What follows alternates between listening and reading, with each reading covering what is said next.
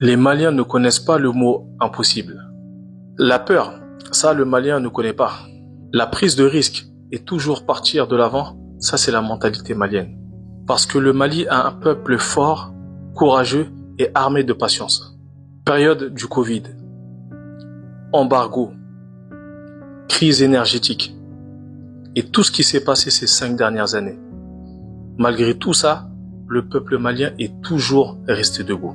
Ces 5 dernières années, je les ai vécues au Mali et donc j'ai pu voir cette souffrance parce que moi-même je l'ai vécue. Et pendant cette souffrance, j'ai eu une fierté et j'étais fier d'être malien. Parce que contrairement peut-être à d'autres pays où la population serait sortie dans la rue pour manifester par rapport à tout ce qui se passe, vous voyez, les Maliens sont restés debout, les Maliens sont restés soudés et surtout ont été patients. Nous, les enfants de la diaspora, on doit faire honneur à ça. Il n'y a pas besoin de regarder loin, juste nos parents, voir le risque qu'ils ont pris pour quitter le Mali et venir en France. Et nous apporter cette éducation et cette chance d'avoir cette double culture qui peut nous permettre aujourd'hui d'aller contribuer au développement du Mali et aller aider nos frères maliens pour qu'on puisse aller travailler ensemble. Aujourd'hui, le Mali a besoin de nous. Le peuple malien a besoin de nous. Comment on peut s'y refuser? Comment on peut dire qu'on a peur? Certains mettent en cause le gouvernement, mais le gouvernement n'a rien à voir avec ça. Ils nous ont envoyé des signaux forts. Quelques semaines, pour ceux qui le savent, après avoir ouvert mon entreprise, ils sont venus me visiter. Ils m'ont fait passer ce message de félicitations, de soutien à moi, mais également pour les autres membres de la diaspora. Et le message a été clair. Ils ont commencé à prendre des initiatives, à mettre des programmes en place. Mais ils ne pourront pas prendre notre billet, venir nous chercher par la main et aller contribuer au développement du Mali.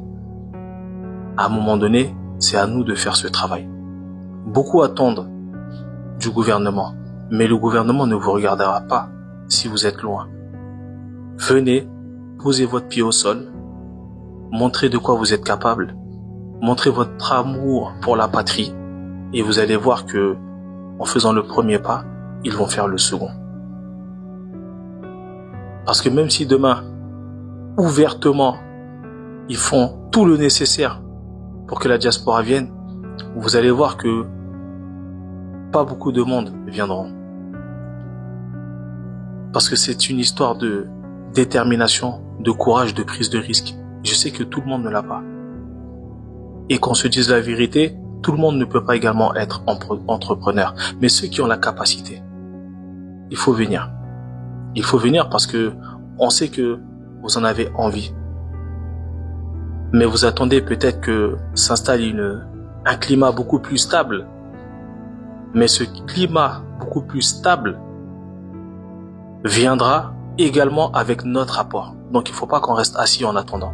Venons contribuer et